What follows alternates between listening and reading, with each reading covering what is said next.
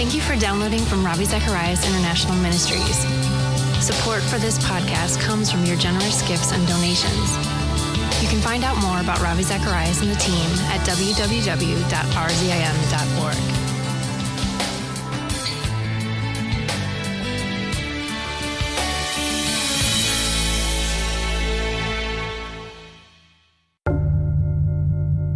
God says that it is easier for a camel to go through the eye of a needle for a rich man, not because the man is a possessor of riches, but because in many instances it is hard to possess them and not be possessed by it. The pride of life, which basically says, I am so self-sufficient that I really do not need God. I am so self-sufficient, I really do not need God. Yesterday, we heard part 1 of Ravi Zacharias' message, Paradise Regained. Today, he's continuing that presentation, which is based on the testimony of the thief who died on the cross next to Christ. It's a powerful story that should inspire and encourage every one of us. But before paradise can be regained, we have to think about an important question. What caused us to lose it in the first place? Ravi addresses that question today in part 2 of his presentation. What then does Bible identify as sin? 3 areas: lust of the flesh, lust of the eyes, and the pride of life. Let me illustrate them and point out what our real heartfelt struggle is all about. Number 1, lust of the flesh. Let me reverse this analogy and see ourselves as victims rather than as progenitors of this problem.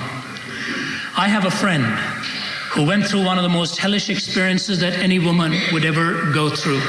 The kind of a nightmare and dread of many a woman who has to work late hours and walk the streets alone at night, coming back from her place of employment. And this dear friend of ours, living in one of the major cities of this country, her husband had gone out for prayer meeting on a Wednesday night, when a man hiding in the bushes in her backyard where she'd gone to bring some clothes hanging on a line, pushed those bushes apart and with a gun in his hand, waved her back into the home, holding a gun to her. And she had just given birth to a little baby just a few weeks before that, her 3rd child.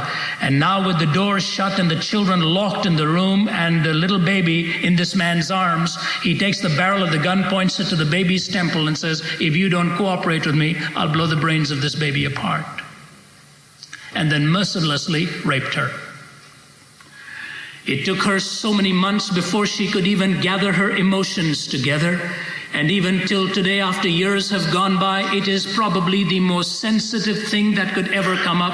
Such a person never ceases to be a victim, I understand, and it's only the grace of God that can help them to cope with life anymore.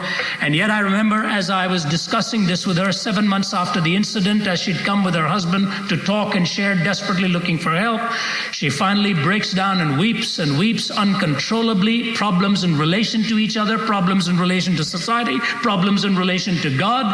And finally, when I asked her to categorize what her heartfelt feelings were on the whole issue, if she could just burst out with an explosion of emotion and capture it in one statement, she said this: I've been violated. And what I think you and I need to understand is sin is not just the breaking of an abstract law, it is the violation of a person, the person of God. And unless we understand that, we will never see it in its personal relationship to God himself. So that when God gives the law, it is not as though he's looking to see who's going to be good in relation to the law and who's going to be bad in relation to the law, but who is going to recognize God for who he is and who isn't.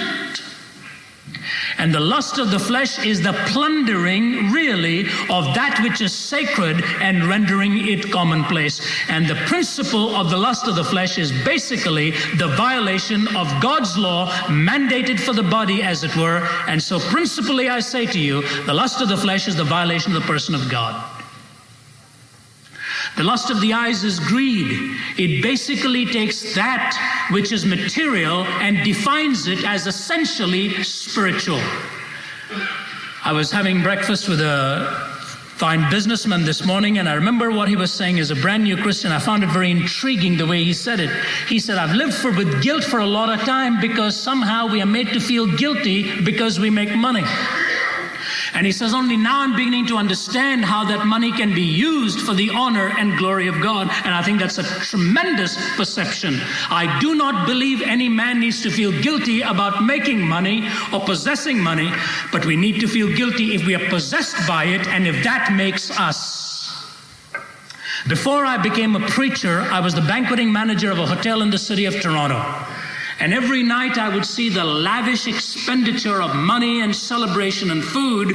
99 out of 100 times you'd never see anybody bow his head there and thank God for that food. It was almost a kind of a self-acclaimed recognition that I brought this by my own hands.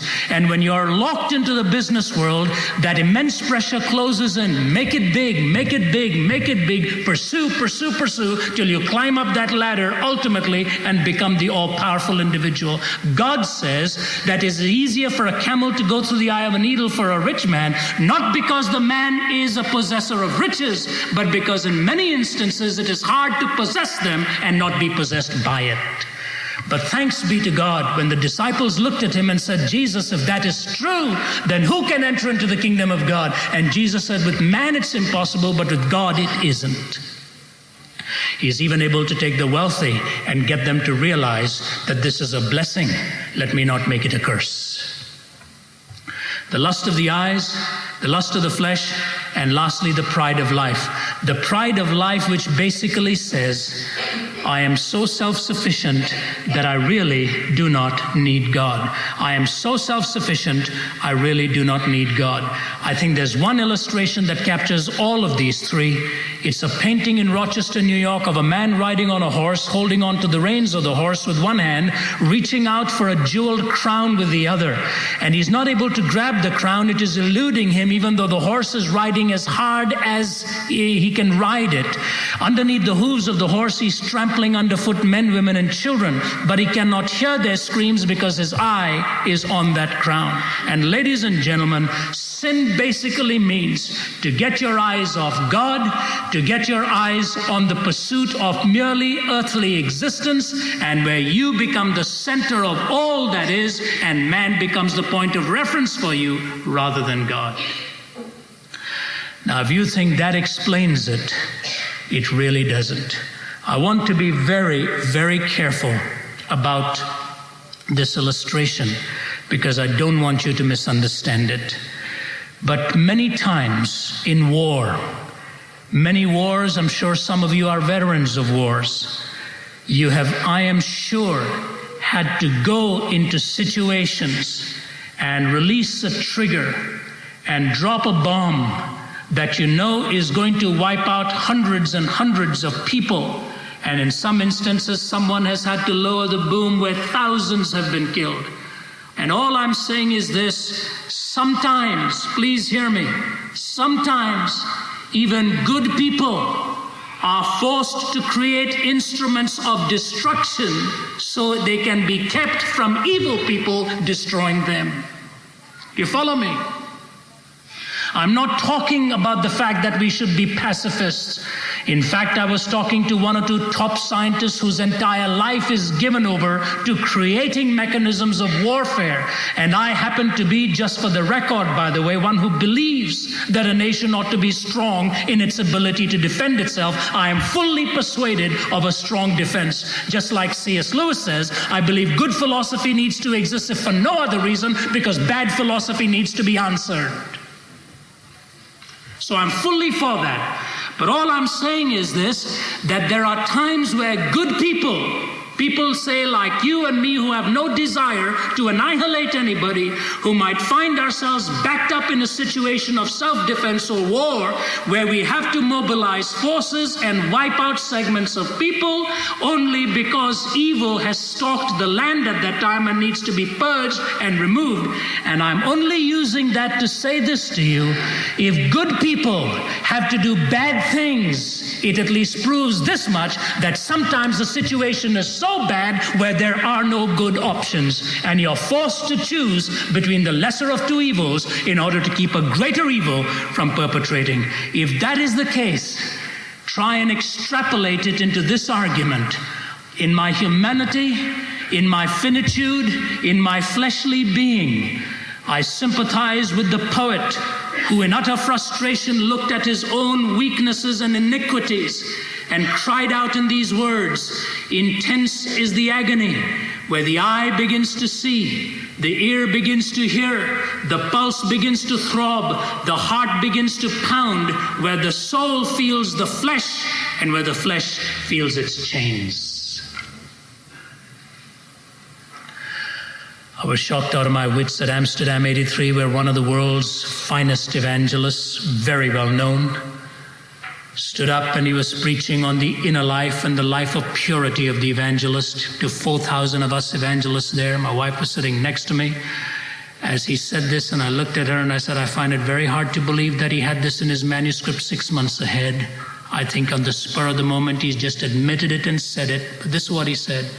He said, "The worst thing I can say to you, ladies and gentlemen, is that sometimes minutes before delivering a sermon on an enormous theme of the holiness of God, some of the most unholy thoughts are still raging in my heart."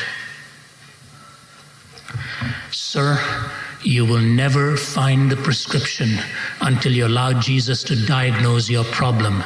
You're a sinner. Sociology is not going to change us. Believe me, it'll only make our terminology more sophisticated to express our confusion. It's all right as an academic pursuit. It is not all right if secular as a theological pursuit. Psychology may be able to liberate us to a certain extent from certain mental and problems of debilitation of the mind because of certain things that the psyche can explain has gone wrong. But psychology can only bring us so far. It'll take the queen of sciences, theology, the Word of God and the person of Christ to tell you that the fault, dear friend, is the heart of man. It is sinful.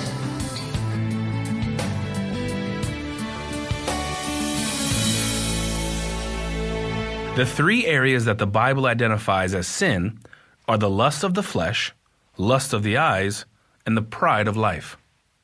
As we learn today, we are all separated from God by those three unholy drives.